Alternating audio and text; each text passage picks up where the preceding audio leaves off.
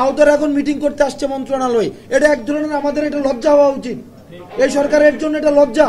দেখেন, আমরা কিন্তু চাই যে আহতদের প্রতিনিধিত্বশীলতার মধ্য দিয়ে তাদের প্রতি যে আমাদের দায়িত্ব, এই দায়িত্ব যেন আমরা পূর্ণাঙ্গভাবে পালন করতে পারি।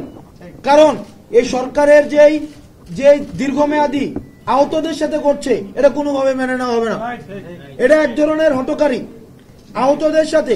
আহতরা এখন মিটিং করতে আসছে মন্ত্রণালয়ে। এটা এক ধরনের আমাদের এটা লজ্জা হওয়া উচিত, এই সরকারের জন্য এটা লজ্জা। আজকে 3 মাস পরে আহতরা হচ্ছে ন্যূনতম চিকিৎসার জন্য আসছে। তো যাই হোক, আমরা এখান থেকে একজন প্রতিনিধি আমাদের লাগবে যে লিস্টে অন্তত ঠিক করে দিবে। কারণ আমরা ইতিমধ্যে খবর পেয়েছি আহতদের, এবং এখানে আপনাদের মধ্যে থেকে আমাদেরকে জানিয়েছেন, এই যে হাসান মাহমুদ আমাকে গতকাল বলেছে, ভাই এই আন্দোলনে ইতিমধ্যে অনেক হচ্ছে বিভিন্ন ভেস্টেড গ্রুপ ঢুকে গিয়েছে।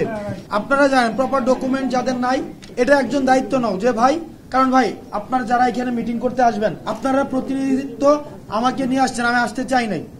আপনারা কিন্তু এই যে এখানে আমাকে গতকাল থেকে শুরু করে আপনারা জানেন গত 2 দিন ধরে এই আমি রাস্তার মধ্যে ওদের সাথে আছি। তো সেই জায়গা থেকে আপনারা যেহেতু নিয়ে আসছেন, আপনারা একটা প্রতিনিধি বলেন যে ভাই এই লোকগুলা মিটিং এ থাকবে, আর বাকিগুলা মিটিং এ থাকবে না।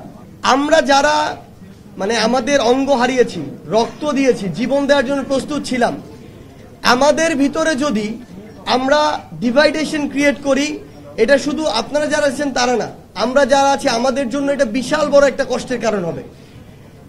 এই জায়গায় সবচেয়ে গুরুত্বপূর্ণ যে জিনিসটা, সেটা হইতেছে যে আপনাদের জায়গা থেকে আপনাদের এই ডিসিশন একত্রিত হয়ে আসতে হবে, কাউকে আলাদা করে না।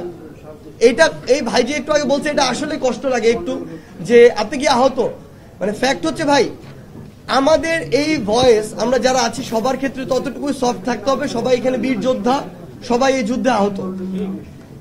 এইখানে নিজেদের মধ্যে এরকম ভাগ করার, ক্যাটাগরি করার কিছু নাই। যে 1 ফোঁটা রক্ত দিছে উনি আমার এই যুদ্ধের যোদ্ধা।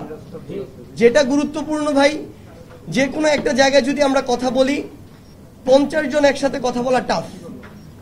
সবচেয়ে গুরুত্বপূর্ণ যে জিনিসটা হতে পারে যে আমরা আহত যোদ্ধা ভাইরা সবাই যারা এখানে আছি, প্রয়োজন হলে আপনারাই এখানে আগে নিজেরা বসবেন, বসে একটা কাগজ কলম নিবেন যে আপনাদের চাওয়া কি।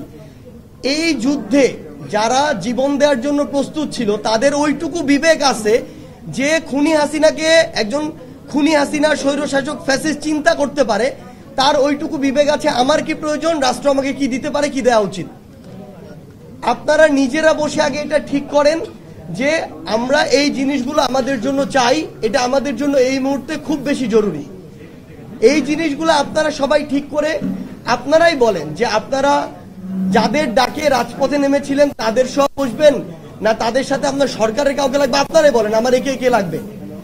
তাদের সাথে বসে আপনাদের একটা টিম, দাবিগুলো যখন দিচ্ছেন, আমি ধরে নিচ্ছি এখানে 100 জন আছেন, তাহলে দাবিগুলো তো 100 জনের, 3 জন বা 5 জন এসে ওই দাবিগুলো প্রেজেন্ট করেন, আমাদের এইগুলো লাগবে, এত দিনের মধ্যে প্রয়োজন, তাহলে তো সমস্যা শেষ হয়ে যায়।